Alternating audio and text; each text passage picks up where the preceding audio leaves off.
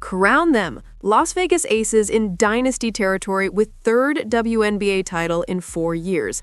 The Houston Comets, the Minnesota Lynx, and now the Las Vegas Aces. With their third title in 4 years, the Aces have firmly cemented themselves as one of the WNBA's dynasties. And by sweeping the Phoenix Mercury in the league's first best-of-7 finals, at a time when the level of play in the WNBA has never been higher, the Aces make a case that they're the best team ever. They have the best player on the planet in A'ja Wilson, the best facilitator in Chelsea Gray, the best two-way guard in Jackie Young, and the best coach in Becky Hammon. Add in a bench that includes former scoring champion Jewel Lloyd and sharpshooter Dana Evans, and they could shatter the WNBA's record for titles won by a single franchise before their reign is over. In fact, at this rate, the biggest threat to Las Vegas's dynasty might be the next collective bargaining agreement. It's hard to imagine the Aces losing their core, but salaries are expected to soar and every franchise will be throwing money at them. Heck, everyone else on the roster too. That is a concern for another day for Las Vegas owner Mark Davis. For now, appreciate these Aces and what they're doing, because it's hard enough to win one championship, let alone enough to earn yourself the title of Dynasty. But that is exactly what these Aces are. They won 25 of their last 28 games, including all 4 against the Mercury. The 97-86 win over Phoenix on Friday night was their second by double digits in the finals and 5th in the playoffs. And while the sweep might suggest otherwise, the Mercury made the Aces own every bit of this title. Down by 20 early in the third, Phoenix stormed back to make a game of it, just as they did in Game 3. Twice they got within 6. But the Aces are simply too good, a team for the ages. Make room. I need a bottle.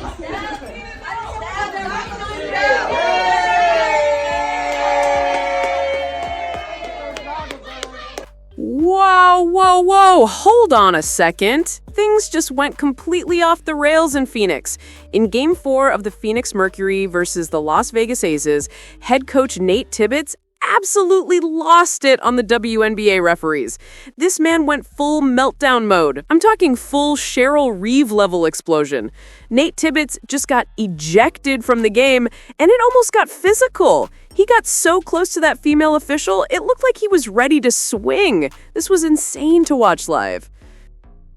And let's not forget, this is the same Nate Tibbetts who said just a few weeks ago, "We don't complain about the refs. We just play basketball and win games." Oh, really, coach? Because what we just saw looked a whole lot like the biggest ref meltdown of the year.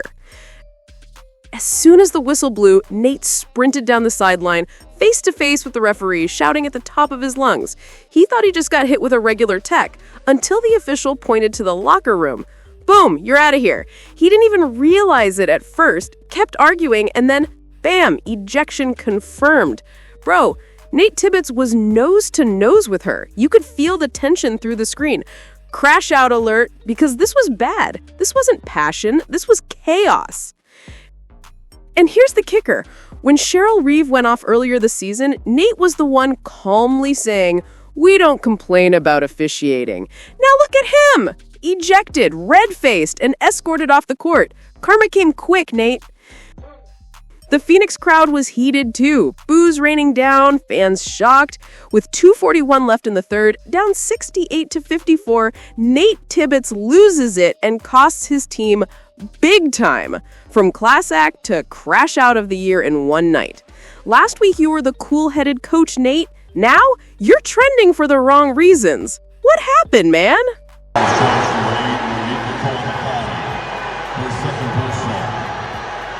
A double technical foul has been charged to Mercury head coach Nate Tibbetts. He has been ejected from tonight's game.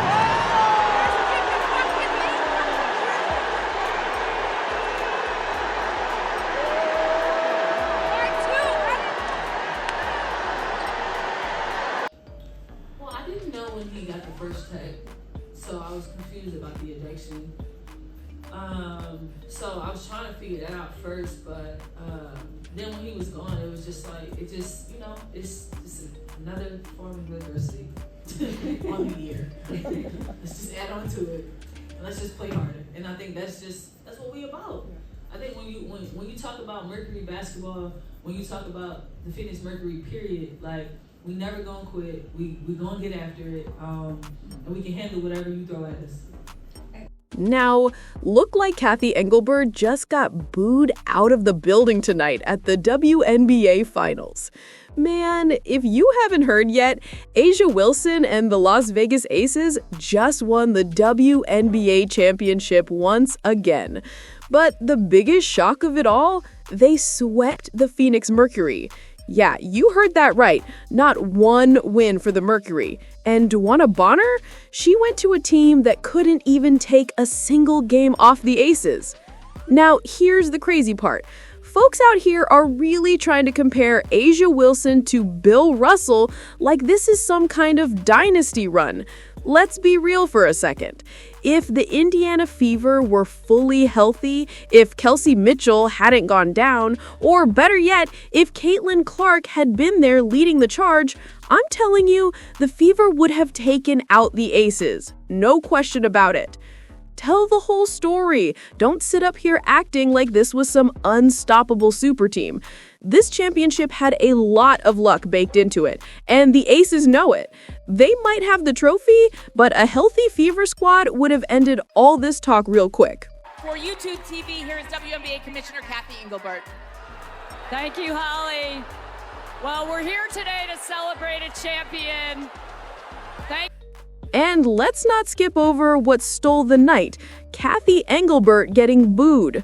As soon as she stepped up to that mic, the crowd wasn't having it. Thank you, Holly. We're here today to celebrate a champion. And then, boom, the boos just poured in. You could feel it through the screen, man. Cathy got booed all the way out of Phoenix. The crowd wasn't trying to hear a word from her. At this point, she might need to chill on the public appearances because fans clearly ain't rocking with her right now. The WNBA Finals were supposed to be about the Aces' win, but guess what? Cathy Engelbert just became the real headline of the night. Annie Costable, Front Office Sports. We obviously watched and listened as Commissioner Cathy Engelbert took a lot of boos as you guys were presented the trophy. We saw this phenomenal. Let me know what y'all think about this down below, man. Keep those notification bells on so you don't miss a thing.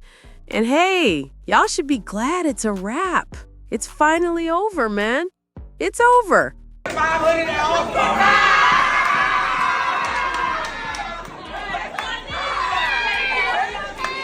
We were 500 at All-Star.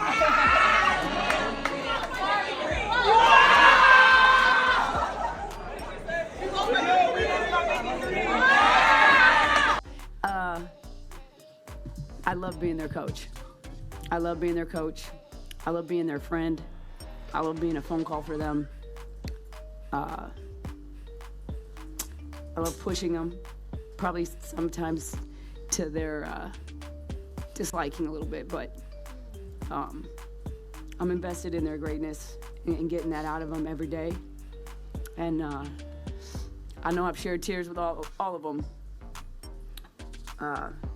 along this journey, especially this year. And this one hits different because it was different. There was probably a lot more adversity than any of us anticipated. And at the end of the day, we're all human. And but we're humans that wanted to get it right and get it right together. And they're stuck with me. I mean, wherever they go, they're gonna be stuck with me. I just believe in who they are. I admire who they are. And they're phenomenal. There's